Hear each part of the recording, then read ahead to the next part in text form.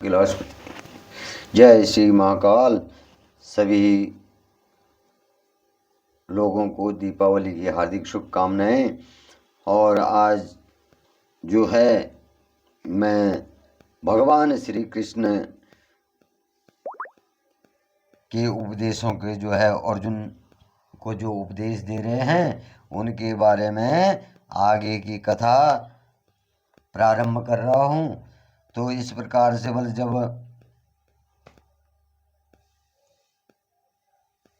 भगवान श्री कृष्ण कह रहे हैं जिस काल में यह पुरुष मन में स्थित संपूर्ण कामनाओं को भली भांति त्याग देता है तो क्या हो जाता है स्थित प्रज्ञ कहलाता है। स्थित प्रज्ञ कहलाता है। तो इस प्रकार से जो है दुखेष्वनुद्विन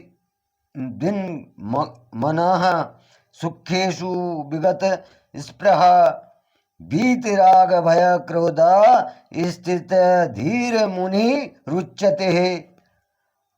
दुखों की प्राप्ति होने पर भी जिसने मन में उद्वेग नहीं है, मतलब उथल पुथल नहीं है, जिसके मन में दुखों के होने पर भी और सुखों को प्राप्त करने पर स्वार्थ नहीं है, तो जिसके मन में राग भय और क्रोध नष्ट हो जाता है ऐसा स्थिर बुद्धि वाला कहा जाता है। जो अपने मन में लोभ मोह और राग द्वेष क्रोध को नष्ट कर देता है तो क्या कहलाता है? स्थिर बुद्धि वाला कहलाता है। यह सर्वत्र नभि स्त्रेह प्रप्य शुभाशुभम नाभि नंदति न द्वेषिस्तस्य प्रज्ञा प्रतिष्ठितः। जो पुरुष सर्वत्र स्नेह रहित हुआ उस शुभ या अशुभ वस्तु को प्राप्त होकर जो प्रसन्न नहीं होता है और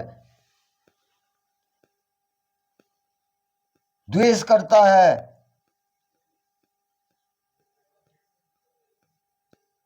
अशुभ वस्तुओं को प्राप्त होकर न प्रसन्न होता है और न द्वेष करता है, उसकी बुद्धि जो है स्थिर हो जाती है। अगर कोई उसको कष्ट भी हो रहा है और कभी जो है स्नेह रहित भी हो जाता है, मतलब लोग उससे जो है क्रोध भी करने लगते हैं, उससे प्रेम नहीं करते हैं, तो वो उसको अनदेखा कर देता है। तो जो है वो पुरुष क्या होता है, हमेशा जो है स्थिर बुद्धि वाला होता है, उसकी बुद्धि हमेशा स्थिर होती है। यदा सहरते चायम कुर्मोंग नीव सर्वसह इंद्रियाणि इंद्रिया अर्थेभ्य स्तस्य प्रज्ञा प्रतिष्ठिता। क्या और कड़वा सब ओर से अपने कछुआ जैसे सब ओर से अपने अंगों को समेटता है, और वैसे ही वह पुरुष जो है इंद्रियों के विषय में इंद्रियों को सब प्रकार से हटा लेता है, तब उसकी बुद्धि स्थिर होती है, ऐसा समझना चाहिए। मतलब जो सब कुछ जो है अपने इंद्रियों को वश में कर लेता है अपना ध्यान जो है एकत्र कर लेता है, किसी लोभ मोह माया के बस में नहीं आता है, वो सबको त्याग देता है। तो ऐसा क्या होता है बोला, तब जाकर के बोले उसकी बुद्धि जो है स्थिर होती है। और ऐसा ही समझना चाहिए।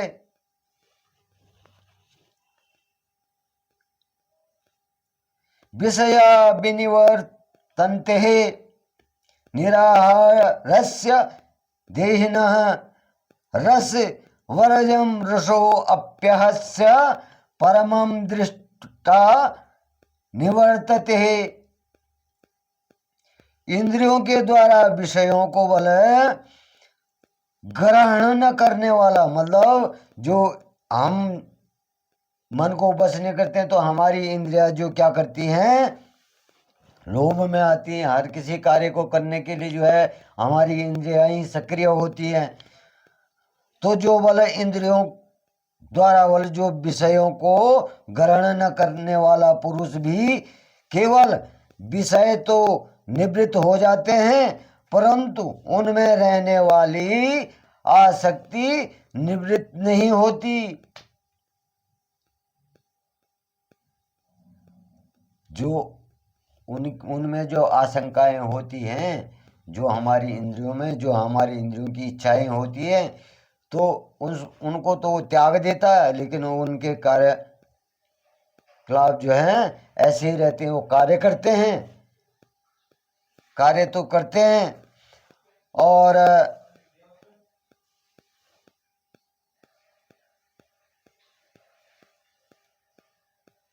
जो उनका जो उनमें जो मोह माया वगैरह जो भी है, वो उनसे वो व्यक्ति जो है निवृत्त हो जाता है। तो ऐसे में क्या कहते हैं बोला, इस स्थित प्रज्ञ पुरुष को बोला आसक्ति भी परमात्मा का साक्षात करने के निवृत्त हो जाती है। जो इन कार्यों को करता है, सब मोह माया लालच जो इंद्रियों के बस में है, उनको त्याग करके बोले जो त्याग देता है, तो वो स्थिर पुरुष जो है, स्थित पुरुष स्थित प्रज्ञ पुरुष जो है भगवान को भी जो है साक्षात कर लेता है। साक्षात्कार भगवान का साक्षात कर लेता है, मतलब भगवान के भी दर्शन कर लेता है। यत तो हयपि कौन्तेय पुरुषस्य विपश्रितः इंद्रियाणि प्रमाथीनी हरन्ति प्रस्भं मनः। हे अर्जुन, आसक्ति का नाश न होने के कारण बोले ये जो है परमत नष्ट भाव वाली इंद्रियां यत्न करते हुए बुद्धिमान पुरुष के मन को कभी भी बलाहत हर लेती हैं।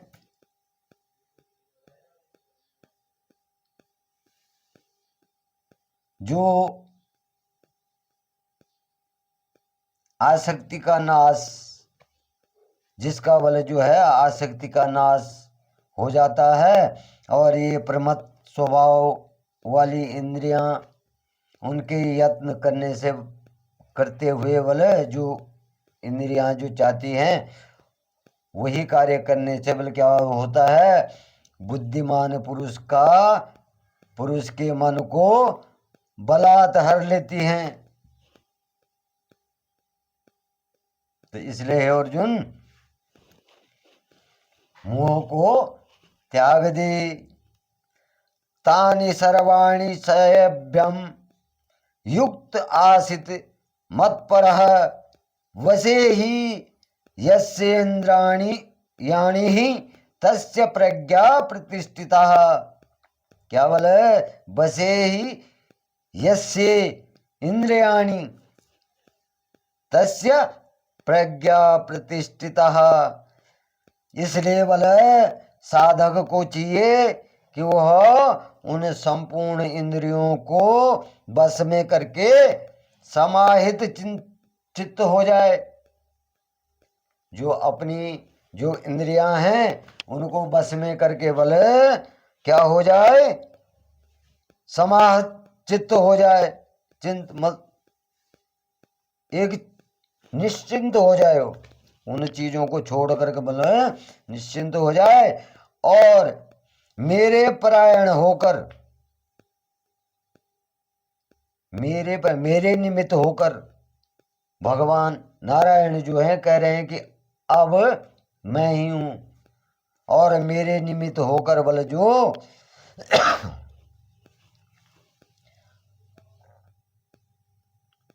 ध्यान लगाकर बैठ जाता बल, क्योंकि जिस पुरुष की इंद्रियां बस में होती है उसकी बुद्धि स्थिर हो जाती है। जिस जिस पुरुष की बल इंद्रियां जो हैं, अपनी जो इंद्रियां हैं वो अपने बस में हो जाती हैं, तो वो बल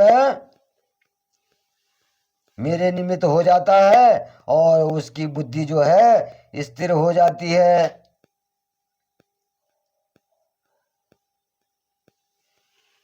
उसको क्या कहते हैं, इंद्रजीत भी कहते हैं। क्या कहते हैं, इंद्रजीत भी कहते हैं। इस प्रकार बल ध्यायतो विषयान पुंसः संगस्ते पूपजायते संगात् सहज जते कामः कामात् क्रोधो अभिजायते।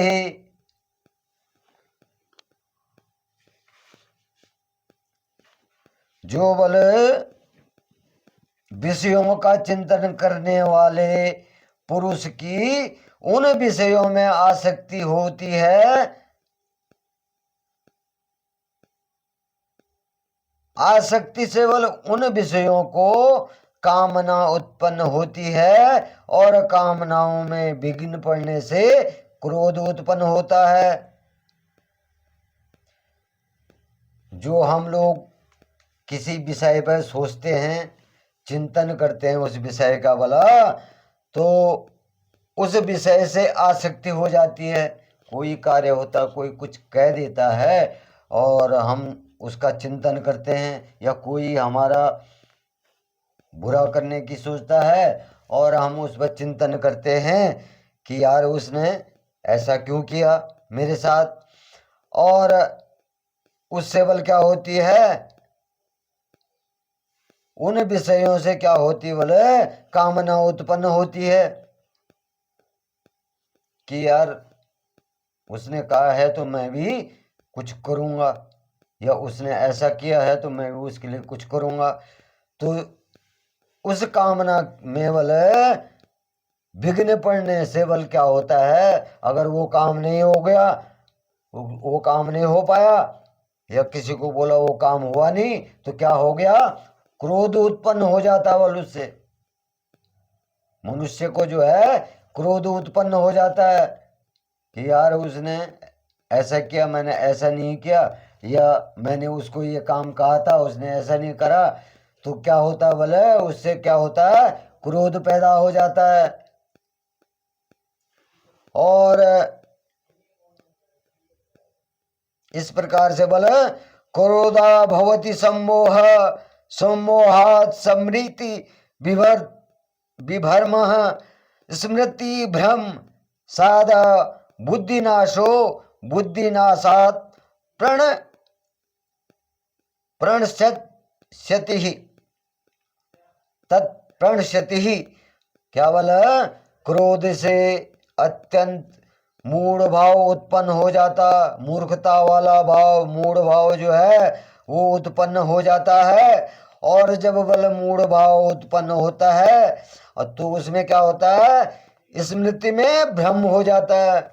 जो आपकी मनोस्थिति है, स्मृति यादाश्त जो है, उसमें क्या होता है बोला, भ्रम पैदा हो जाता है।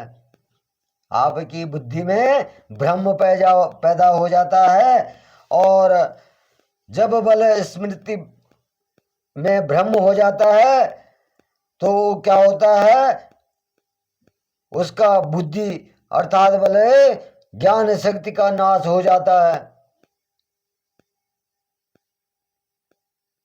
जब क्रोध पैदा होता है तो क्रोध पैदा होने के कारण बल जो है ज्ञान शक्ति का नाश हो जाता है, और बुद्धि नाश होने पर बल वह पुरुष स्थिति से गिर जाता है। जो उसकी स्थिति होती है वो गलत काम करने लग जाता है,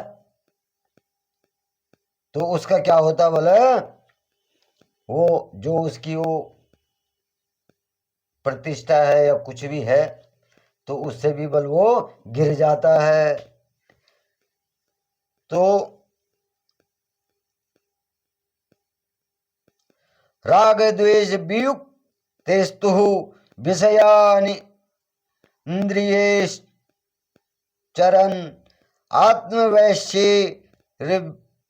विधेयात्मा प्रसादम धिगच्छति, परंतु अपने अधीन किए हुए अंतःकरण वाला साधक जो सभी विषयों को जो है अपने साधना के अंतर्गत समेट देता है, बस में कर लेता है, और राग द्वेष से रहित, जो राग द्वेष किसी से नहीं करता, अपनी इंद्रियों को बस में रखता है, विषयों के विचरण करता हुआ अंतःकरण की प्रसन्नता को प्राप्त होता है। अंत में क्या होता है, वो जो है प्रसन्न हो जाता है, उसको जो है भगवान का आशीर्वाद मिल जाता है और वो जो है प्रसन्न हो जाता है।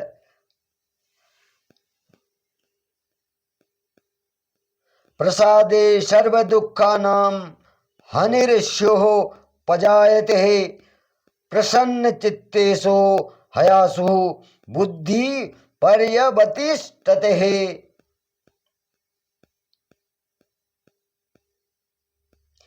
अंतकरण की प्रसन्नता होने पर बल उसके संपूर्ण दुखों का अभाव हो जाता है, वो दुखों से जो है दूर हो जाता है, उसे कोई दुख व्याप्त नहीं होता है, और वह प्रसन्न चित्त वाले कर्म योगी की बुद्धि जो है, उस प्रसन्न चित्त कर्म योगी की बुद्धि क्या होती है बल, शीघ्र ही सब ओर से हट जाती है और परमात्मा को भली प्रकार से जानने लगती है और परमात्मा में स्थिर हो जाती है।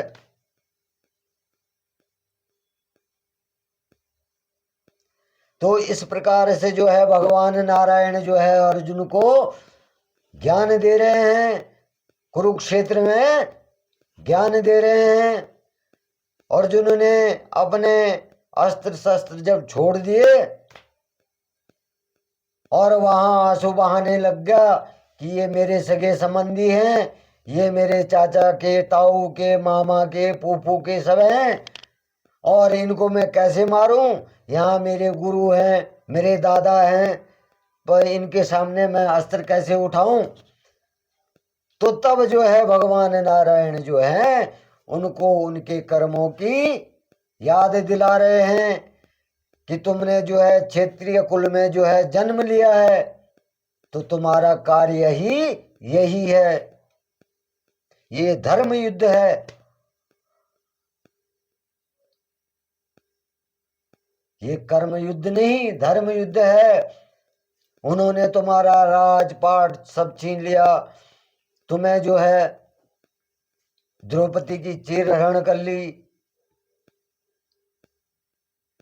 तुम्हें मारने की कोशिश की, और तू ही कह रहा है कि मैं इनको कैसे मारूं। तो इस प्रकार से जो है भगवान नारायण जो है अर्जुन को उपदेश दे रहे हैं, और उधर जो है संजय धृतराष्ट्र को कह रहा है कि हे धृतराष्ट्र, भगवान नारायण जो है अर्जुन को उसके धर्म का, कर्म का ज्ञान दे रहे हैं। इस प्रकार से जो है नारायण अर्जुन को कह रहे हैं। तो आज मैं यहीं पर अपनी कथा को समाप्त करता हूं और आप लोगों पे भगवान महाकाल की, भगवान नारायण की कृपा बनी रहे। आप सुख रहें, सौभाग्य रहें और दिवाली की हार्दिक शुभकामनाएं। जय श्री महाकाल।